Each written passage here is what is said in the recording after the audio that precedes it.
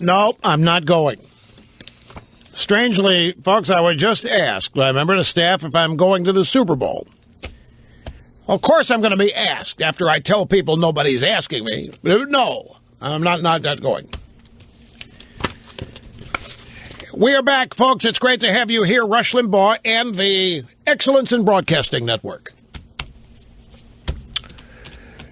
Talent on loan from God.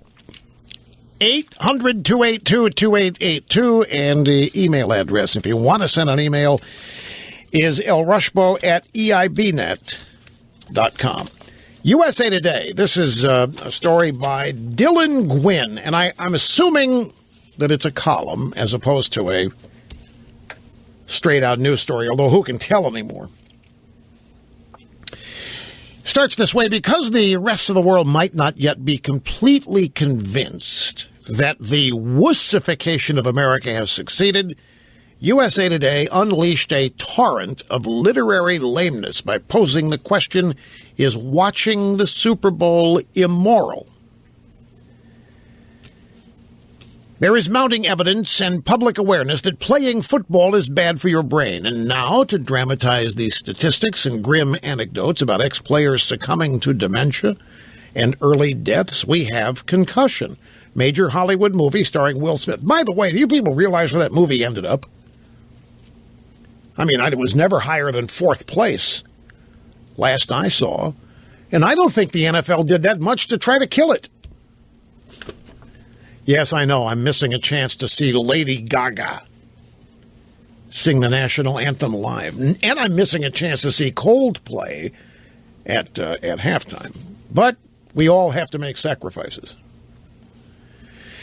Anyway, it should be noted that this movie was a complete flop at the box office. It's also worth noting that Dr. Julian Bales, the mentor of Dr. Bennett Omalu, portrayed by Will Smith in the movie, and the co-discoverer of CTE, completely disagrees with Omalu in terms of how CTE affects young people. Anyway, this is not the story. Let me see if I can find the actual story that I had saved. That's somebody's commentary on it. Here it is.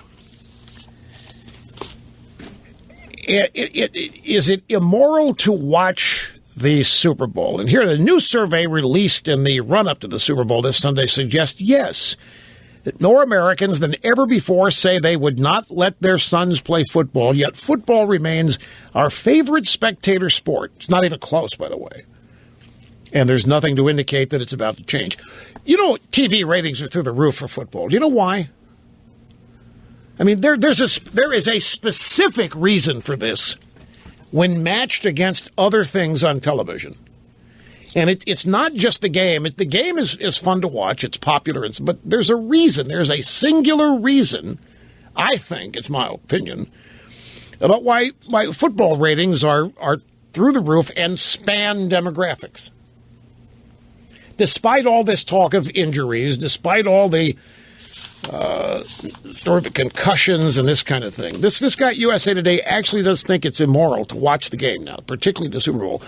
The reason these ratings are through the roof is because it's one of the few places, football and pro football, because it's the best. College football does okay, but it's amateur football, and that's fine. But pro football is pro football. It's the best. I mean, everybody in pro football is the fastest. Everybody in pro football is really good. There aren't any Appalachian states in the NFL, for example.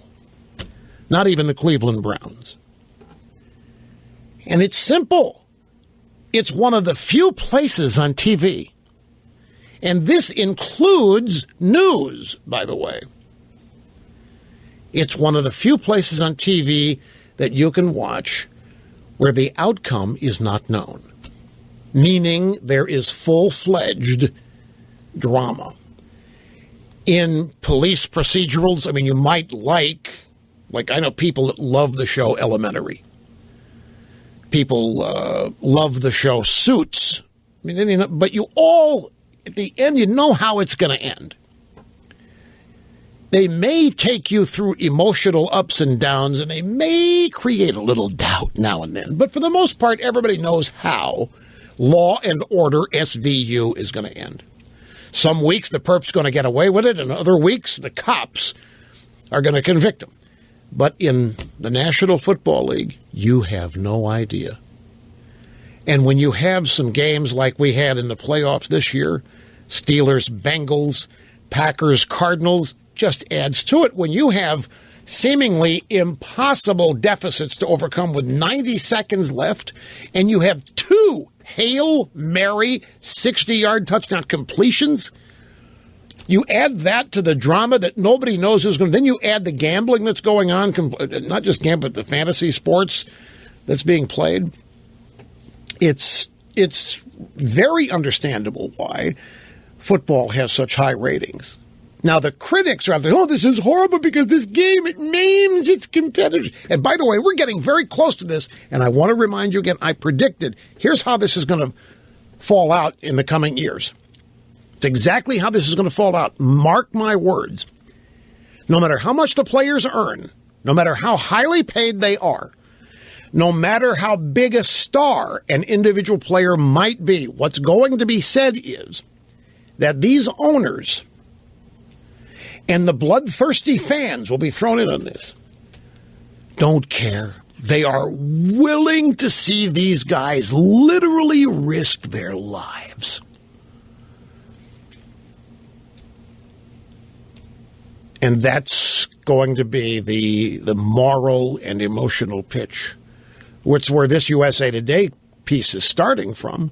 How dare you watch a game that produces concussions in so many people it leads to suicide? But it's immoral. How dare you? How do you sleep at night knowing that you're helping perpetuate? This is the angle they're going to take. And then it won't be long. Somebody in the leftist community here has probably already figured it out. 78% of the players are African American. And you add that to the fact that these people are risking their lives. Yes, they're being paid a lot of money, but they are risking their lives. They're not just risking injury. Then you add to the fact most of the owners and the commissioner are white. And it isn't going to be long before this whole thing is going to be portrayed as Christians to the Lions or some other thing with bloodthirsty fans not caring what happens. And the excuse will be, hey, the players know what they're getting into, and hey, they're paid really well, so everybody back off. They're cool with it. But I know how this is going to happen. The left doesn't let go of this stuff. And everybody's, Russia will never happen. This is too big. There's no way a bunch of activists are ever going to take down this sport. There's too much money in it. The people involved are not going to just roll over and let it happen. And that's what every industry that has ever been attacked has always said. We're too big to fail. They can never succeed. They'll never pull this off. I give you big oil. I give you big tobacco. I give you big pharma. I mean, they're consistently targeted. Democrat Party enemies list and all that. So you just, the signs are all there. And I'll tell you what's going to speed it up. The unwitting sports drive-bys. These unwitting sports media guys who are all liberal and have all this compassion and want to be thought of as sensitive and big-heartedness, they're already getting on board the premise that this is a dangerous game and it may need to be changed. It's horrible. They're all pushing this concussion stuff. They can't help themselves. They're liberals. They all want the government to come in and take over regulating and controlling it and all this stuff. They just can't help themselves. They're liberals. So the very industry they derive their living from, they will unwittingly participate in discrediting, which is how it'll start, and then raising doubts about it. People will eventually begin to feel guilty about watching football. Long way down the road, but there are other things I can compare it to that they've succeeded in stigmatizing.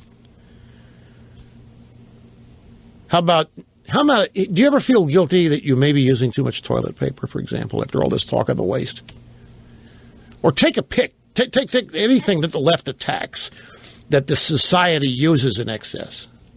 You hear it enough. How about global warming? It's July and it's 110. Do you think, wow, man, we'd be right? I mean, it just, the subtleness, the psychology, it all, at some point, makes an impact on a certain number of people. So we will just see.